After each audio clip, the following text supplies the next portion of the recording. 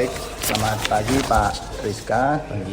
Saya dari mahasiswa Universitas Pendidikan Nasional. Hari ini saya ke Dinas Kominfo dalam rangka penelitian terkait tesis saya tentang jalan terjal mewujudkan Bali Smart Island, yang dalam hal ini fokusnya kepada implementasi SPBE dalam mewujudkan Bali Smart Island. Baik Pak Rizka, pertama-tama apa sih itu Bali Smart Island, Pak Rizka? Jadi Bali Smart Island itu pada intinya adalah untuk mengkoneksikan dari kabupaten kota terkait dengan sistem elektronik yang ada di Provinsi Bali. Selama ini kan kita memiliki sistem elektronik yang kalau dibilang tersendiri. Jadi Kabupaten A memiliki sistem elektroniknya sendiri, kemudian Kabupaten B dan kota juga berbagai macam jenis. Kemudian diikuti dengan vendor-vendor yang tersedia juga menciptakan beraneka ragam sistem elektronik, namun sistem elektronik itu tidak terintegrasi. Jadi visi misi Pak Gubernur saat ini ingin menciptakan Bali Smart Island adalah untuk mengintegrasikan seluruh sistem elektronik yang ada di Provinsi Bali. Kurang lebihnya seperti itu. Bali Smart Island kurang lebihnya adalah sistem pemerintahan berbasis elektronik yang terpadu satu provinsi Bali, satu pulau Bali. Baik. Kalau SPBE sendiri Pak Rizka, apa itu SPBE dan apa korelasinya dengan Bali Smart Island ini?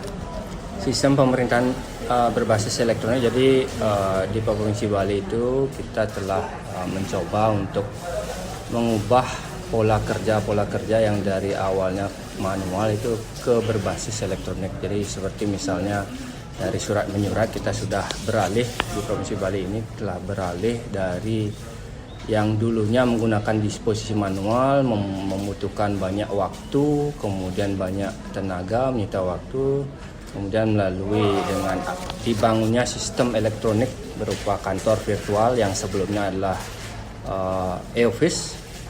Dengan terbentuknya sistem elektronik tersebut mengurangi dari waktu dalam melakukan pelayanan kepada masyarakat, baik itu internal maupun eksternal. Jadi kapanpun dimanapun seorang pimpinan dapat mengecek surat masuk surat keluar, kemudian mendisposisi secara cepat untuk melakukan pelayanan tersebut. Kurang lebihnya seperti itu. Berarti begitu ya. Berarti kan menerapkan elektronifikasi terhadap pelayanan dan kegiatan pemerintahan seperti itu. Kalau begitu Pak Rizka, tadi kan ada sistem elektronik yang dibangun, sistem kinerja elektronik yang dibangun oleh yang diterapkan oleh Pemprov Bali kepada ASN dan juga masyarakat. Nah, sejauh ini apakah menurut Pak Rizka sistem yang dibangun itu dapat diterapkan oleh ASN di Pemprov Bali, tentu dengan warna ASN yang tidak semuanya yang melek teknologi kalau dari sisi literasi digitalnya. Ya, jadi sesuai arahan Bapak Sekda dan perintah langsung Bapak Sekda, jadi untuk SPBE itu sendiri kebetulan dikondisikan di Dinas Kominfo, jadi tanpa melakukan atau menggunakan pihak ketiga dalam penggunaannya. Jadi diharapkan dari segi anggaran dapat menghemat. Kemudian yang kedua, seluruh ASN di pemerintah Provinsi Bali wajib dalam arti tidak memandang umur nih. Jadi seluruh ASN itu wajib beralih ke kinerja berbasis elektronik seperti itu. Jadi kalau misalnya ada kesulitan dalam penggunaannya, baik itu terkendala karena faktor usia, kemudian tidak mempunyai perangkat, itu Bapak Sekda mengharapkan seluruh ASN selama masih aktif di pemerintah Provinsi Bali wajib bertransformasi menggunakan sistem elektronik. Seperti itu. Tadi saya tertarik tentang kantor virtual Pak Rizka. Berarti kantor virtual ini setiap ASN ini memiliki akunnya sendiri di ruang kantor itu, Pak Rizka. Iya, jadi semua ASN dari kepala dinas sampai non PNS itu memiliki akun di kantor virtual. Sampai non PNS. Iya. Tentu kalau memiliki akun itu kan otomatis ada resiko di situ Pak, karena kan akun terkait data-data pribadi. Nah, terkait keamanan kantor virtual itu, terkait keamanan data, itu bagaimana langkah-langkah yang dilakukan Kominfo dalam mencegah adanya kebocoran data atau kerusakan admin?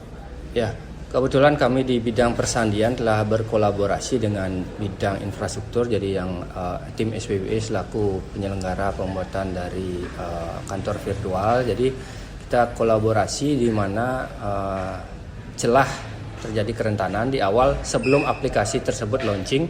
Kita telah bekerja sama dengan Badan Siber dan Sandi Negara Jakarta untuk istilahnya ITSA, IT Security Assessment, untuk mengecek celah kerentanan dari kantor virtual. Selanjutnya ditemukan beberapa celah kerentanan, kita tutup untuk minimalisir adanya kebocoran. Setelah itu setelah berjalan ternyata di dalam pelaksanaannya masih terdapat beberapa kecerobohan yang ditimbulkan oleh pengguna itu sendiri. Salah satunya adalah tidak mengganti password secara rutin, kemudian lemahnya password yang diberikan pada setiap akun, serta tidak mengaktifkan dua faktor autentikasi. Nah, melalui surat nota dinas yang kami teruskan Pak Kades ke Pak Sekda, jadi diinformasikan melalui surat edaran bahwa setiap pemilik akun pada kantor virtual itu wajib mengaktifkan dua faktor authentication. Jadi istilahnya apabila seseorang ingin mencoba masuk ke akun orang lain, itu akan mendapatkan notif ke perangkat mobile.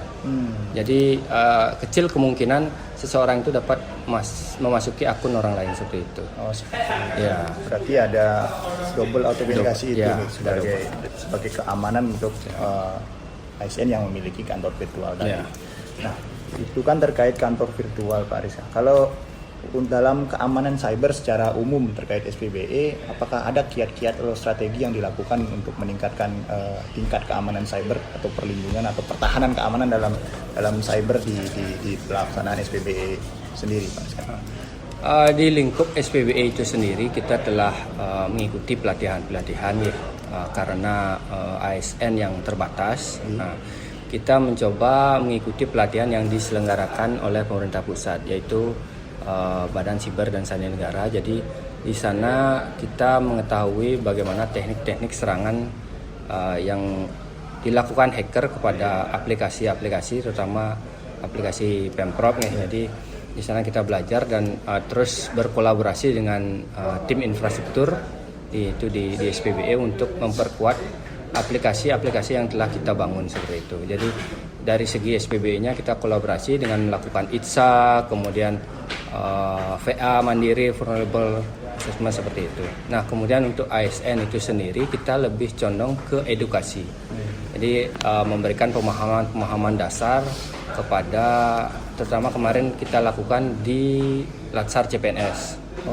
Ya, jadi kita memberikan edukasi seputar apa itu tanda tangan elektronik, kemudian apa itu phishing, kemudian bagaimana teknik-teknik serangan di media sosial seperti itu, dan bagaimana cara melindungi data pribadi di media sosial. Kita memberikan edukasi secara rutin kepada ASN di pemerintah Provinsi Bali melalui beberapa channel, ada YouTube, kemudian ada IG, kemudian di Facebook juga ada seperti itu.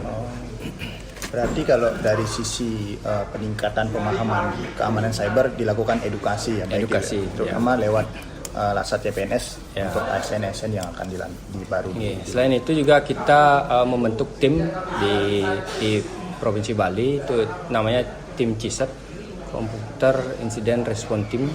Jadi di dalamnya itu terdapat admin minimal Eskom pada perangkat OPD untuk melaporkan ataupun menginformasikan kepada kami apabila terjadi serangan pada instansi masing-masing. Misalnya BPKAD mengalami serangan web defacement misalnya. Jadi tampilan aplikasi web dari BPKAD itu diganti tanpa sepengetahuan dari pemilik akun. Nah, seperti itu.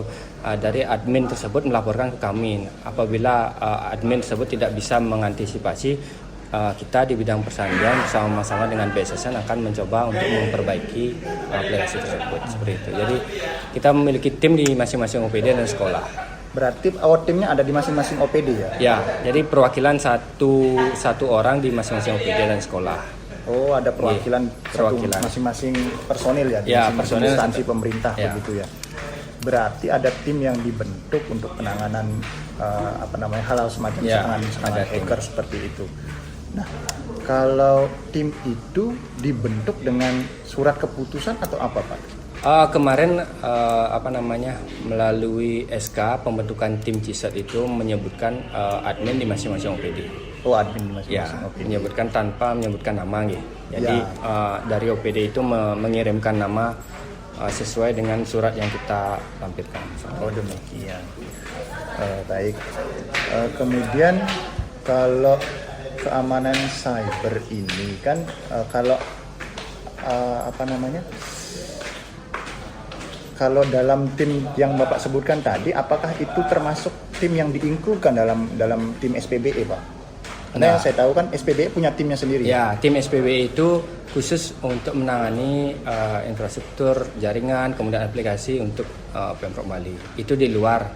Di luar Di ya. luar, Jadi tim ya. tadi di luar itu. Di luar tim Berarti tim SPBE. SPBE tidak memiliki keamanan cyber sendiri dalam timnya, tapi berkolaborasi dengan tim yang Bapak Kalau sampaikan tim CISAT itu melalui SK Gubernur. Jadi kita kolaborasi bidang persandian dan bidang infrastruktur. Oh, kolaborasi Ya, ya. kolaborasi di bidang 3 dan bidang 4. Nah, tim yang di OPD support istilahnya memberikan informasi atau laporan di OPD masing-masing. Jadi kan karena keterbatasan tenaga, kita tidak bisa, maksudnya tidak selalu dapat mengontrol aplikasi keseluruhan Seluruhan OPD ya. Ya, OPD dan sekolah. Dari internal Kominfo sendiri yang termasuk tim inti itu apakah cuma personil Kominfo dan bidang infrastruktur saja? Ya, Tidak ada dari luar itu nih? dari luar itu belum. Belum ada Ya. tadi ya. Oh, baik. Kalau selama ini apakah ada, Pak, kejadian-kejadian serangan hacker terhadap baik OPD maupun Pemprov, Pak? Sekarang? Ada kemarin beberapa yang webnya di investment, jadi memberikan pesan bahwa aplikasi ini mudah sekali dijebol, seperti itu. Oh, hacker menyampaikan pesan pesan dengan merubah tampilan, diganti gambarnya dengan gambar kayak. Namun bisa diatasi, Pak, itu. Bisa Bisa kita melakukan pertama-tama kita ambil dulu artefaknya, istilahnya jadi barang bukti forensiknya. Jadi kita ambil dari mana dia melakukan celah serangan, itu kita ambil, kemudian kita perbaiki dengan menampilkan backup data. Langkah selanjutnya apa, lewat tindakan hukum? Tidak, Kalau sampai ke tindakan hukum kita belum. tapi hanya untuk memulihkan kembali sistem saja. yang Ya, ada. jadi celah kerentanan yang kemarin dicoba dibobol oleh hacker lewat A, misalnya kita tutup lewat sana dan memperkuat celah-celah yang lain. Baik. Selanjutnya Pak Rizka, biasanya kan di beberapa daerah di Indonesia ini ya, secara umum kan sistem keamanan itu tidak terkoneksi, baik dalam skala nasional, provinsi maupun lingkup provinsi sendiri. Nah, kalau di Provinsi Bali, Pak Rizka, terkait keamanan dan ketertiban penggunaan infrastruktur teknologi informasi, misalnya biasanya kan OPD itu sering menggunakan infrastruktur yang ada di OPD untuk mengakses hal-hal yang sebenarnya tidak diperkenankan. Contoh misalnya mengakses situs-situs yang dilarang. Apakah ada sebuah sistem yang dibentuk yang ketika ada ASN atau personil Pemprov Bali menggunakan itu di OPD, itu bisa dideteksi di Kominfo? Apakah ada sistem seperti itu, Pak? Kalau sistem itu sudah dari awal, jadi pusatnya di pusat data.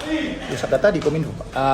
Di Kominfo statusnya, namun lokasinya di kantor gubernur.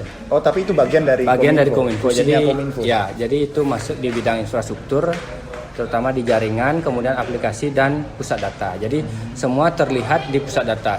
Setiap ASN yang menggunakan jaringan Pemprov, baik itu kabelan maupun WiFi, apabila melakukan unduhan yang biasanya yang tidak melalui domain HTTPS, itu kan cenderung terdapat virus. Walaupun dia sebenarnya tidak melakukan serangan, namun dia secara tidak langsung ataupun tidak sadar mendownload sesuatu yang virus ataupun dilarang lah dalam hal ini. Kemarin sempat kejadian di Bapeda, jadi melalui laptop kantor dia masuk lewat jaringan Bapeda, maksudnya jaringan WiFi, dia mendownload sesuatu, jadi terlihat di pusat data itu terlihat melakukan serangan ke pusat data. Padahal dia hanya mendownload sesuatu. Nah, itu kita langsung bergerak, ada penyampaian dari pusat data menyampaikan ke kami di bidang persandian, kita langsung bergerak ke Bapeda, perangkat mana yang melakukan serangan. Di sana terlihat IP-nya Pak berarti? Ya, di sana terlihat IP-nya, langsung kita lacak ke sana dan menemukan sebuah laptop yang diindikasikan melakukan penyerangan ke pusat data, seperti itu. Jadi lebih mudahnya memang kita kemarin di Dinas Kominfo melakukan edukasi kepada setiap ASN yang menggunakan jaringan internet di kantor dengan merubah nama perangkat. Merubah seperti apa Pak? Jadi misalnya nama PCA misalnya masih dengan nama Lenovo ABC. Nah, kita mohonkan untuk merubah nama PC tersebut dengan misalnya bidang A, bidang B dengan C. Oh berarti semua infrastruktur itu didata Pak yang ada di OPD itu? Ya, melalui risk register. Jadi kita kemarin ada sistem risk register. Kita melakukan pendataan kemarin ke OPD melalui surat edaran juga. Jadi seluruh perangkat elektronik, PC, kemudian laptop, kemudian yang sifatnya elektronik yang terhubung dengan internet, dari setiap OPD, UPT dan sekolah itu agar menyampaikan ke kami. Jadi lebih mudahnya kita melakukan tracking apabila terjadi serangan. Serangan seperti itu. Ya. Oh, berarti didata semua Pak. Ya. Oh, luar biasa sekali. Baik Pak, kalau terjadi seperti itu tadi seperti contoh Bapeda, apa tindakan dari Kominfo terhadap Bapeda sendiri Pak? Kita hanya saat atau ini ada masih surat teguran atau semacamnya kalau Pak? Semacamnya belum, kita masih menurut dinas ke Bapak Kades. Jadi untuk secara persuasif menyampaikan untuk lebih bijak dalam menggunakan media elektronik. Oh iya. Kemarin sepertinya di WA grup OPD juga disampaikan bahwa pernah bijak. ada terjadi kasus di sini, cuma seperti itu nih. Ya, lebih sifatnya mengedukasi. Jadi apabila mencoba untuk melakukan aktivitas di sistem elektronik yang tidak secure, HTTP tanpa S-nya itu secure. Jadi dimohonkan untuk lebih bijak lagi seperti itu. Baik Pak, pertanyaan selanjutnya, apa pimpinan memberikan atensi Pak terkait penerapan SPBE dan keamanan cyber sendiri Pak? Dalam hal ini Bapak Sekda antusias sekali dengan tim SPBE. Jadi melalui tim SPBE ini diperintahkan di Bapeda juga terkait penganggaran. Jadi seluruh OPD itu dilarang untuk melakukan pembuatan aplikasi dengan menggunakan pihak ketiga. Jadi fokus pembuatan aplikasi itu diserahkan ke tim SPBE yang ada di bidang infrastruktur. Jadi mengurangi dari segi anggaran dapat menghemat biaya, kemudian aplikasi itu lebih mudah diperbaiki, kemudian lebih mudah diintegrasikan seperti itu. Oh iya. Ya, kalau kita menggunakan pihak ketiga mahal Pak. Selain mahal, masa berlakunya kalau tidak diperpanjang kan kadang-kadang kita tidak diberikan akses untuk masuk. Oh iya. Ya, kadang-kadang putus tengah jalan. Nah, itu kan seperti ini Pak ya, Simpek yang sebelumnya Pak. Ya, nanti kan itu masih terdaftar kan di aset tak berwujud itu. Iya. Ya, masih itu agak susah untuk penghapusannya juga. Oh iya. Jadi kita berarti atensi pimpinan sebenarnya luar biasa ya, Pak. Luar Pak biasa. Gubernur, Pak Sekda dan ya. juga Pak Kadis nih. Ya. Kemudian selanjutnya Pak, dari sisi infrastruktur kalau menurut Bapak, kalau sarana prasarana sekarang ini apakah sudah memadai Pak yang menurut Bapak yang Bapak lihat sekarang untuk pengembangan SPBE dan keamanan cyber? Oh, kalau di SPBE saya rasa sudah didukung penuh oleh pimpinan dalam pemenuhan infrastruktur, kemudian sumber daya manusianya juga dengan kualitas yang mumpuni dari awal. Dari perekrutan itu sudah diseleksi sedemikian rupa dengan kebutuhan dan seleksi yang ketat dari Udayana. Kita menggunakan panselnya dari Udayana. Jadi tapi di bawah komando Kominfo. Ya, kita cuma membantu administrasi, namun untuk tim seleksinya semua dari ya, dari independen, jadi tanpa ada campur tangan Diskominfo di dalamnya. Kapan Pak perekrutan itu? Kalau perekrutan udah di pertengahan tahun kemarin. Berarti di 2022. Ya, jadi di awal kita dari 2021 udah ada perekrutan, cuman karena ada sifatnya dinamis, ada yang masuk, ada yang keluar. Jadi kemarin yang serentak itu di pertengahan tahun ini kita rekrut ulang. Tim SPBE yang terseleksi itu nanti statusnya apa? Apakah dia ASN, P3K atau semacamnya? Enggak, untuk saat ini statusnya adalah non-PNS. Jadi Non-PNS. tenaga kontrak namun dengan kualifikasi, jenjang kualifikasi. Jadi misalnya seseorang memiliki keahlian A, misalnya dia hanya jenjang kualifikasi 3 misalnya, dengan gaji hampir sama dengan tenaga non-ASN administrasi. Nah, Berarti makin kontraknya 1 tahun? kontaknya per tahun diperpanjang. Per tahun diperpanjang. Ya, jadi makin tinggi jenjangnya, makin besar juga pendapatannya. Oh, Ya, jadi tidak sama dengan non PNS yang administrasi. baik. Terakhir Pak, nah ini kan seperti yang Bapak sampaikan tadi kan tujuan utama SPBE Bali Smart Island tadi kan di awal mengintegrasikan semua pemerintah daerah yang ada di lingkup Pulau Bali ini. Kalau menurut Bapak sudah ada nggak integrasi yang dilakukan provinsi dengan kabupaten kota Pak? Karena kan tentu ego sektoral kepala daerah kan berbeda-beda Pak. Yang kemarin yang kita sudah integrasikan ada beberapa kantor virtual sama dengan Pemprov Bali itu diadopsi di kabupaten kota. Sudah hampir semua diadopsi, namun mengganti penamanya saja. Nah, itu sudah terintegrasi. Berarti sistem itu sebenarnya Sama, cuma diadopsi. diberikan nama saja di berbeda. pemerintah kabupaten kota yang berbeda. Kalau dari sisi keamanan cyber Pak, ada nggak komunikasi yang dijalin dengan kabupaten kota dalam peningkatan keamanan cyber? Kebetulan untuk di kami di bidang persandian, setiap kabupaten kota kita kolaborasi. Namun sampai saat ini belum semua membentuk CISET tadi. Oh, belum semua Pak? Belum semua. Ada beberapa seperti Kota Denpasar bulan lalu itu sudah launching CISET. Jadi dalam artian sudah siap lah dalam sarana prasarana SDM juga untuk mengatasi serangan-serangan cyber seperti ini. Namun pada intinya di kabupaten kota di Dinas Kominfo itu memiliki bidang persandian yang tupoksinya sama seperti kita. Berarti komunikasi itu terus dijalin Pak? Terus kita membentuk grup juga, kemudian melalui ada grupnya Pak? Ya, grup-grup persandian di kabupaten kota. Yang isinya Pemprov dengan kabupaten kota? Ya, jadi kita kolaborasi apabila terjadi serangan-serangan ataupun konsultasi di bidang cyber seperti itu. Berarti pernah ada kabupaten kota minta tolong ke Pemprov demikian? Ada kemarin di Gianyar kemarin. Nah, yang kasus di Gianyar itu lumayan berat, jadi kita minta bantuan juga ke pusat, ke BSSN untuk membantu. Ya, berarti tersebut. koordinasi, konsultasi dan ini terjalin. Kita keroyokan lah kalau istilahnya ya. Baik, saya rasa cukup dulu Pak. Terima kasih atas waktunya. Kurang lebihnya mungkin nanti saya koordinasi lebih lanjut. Siap.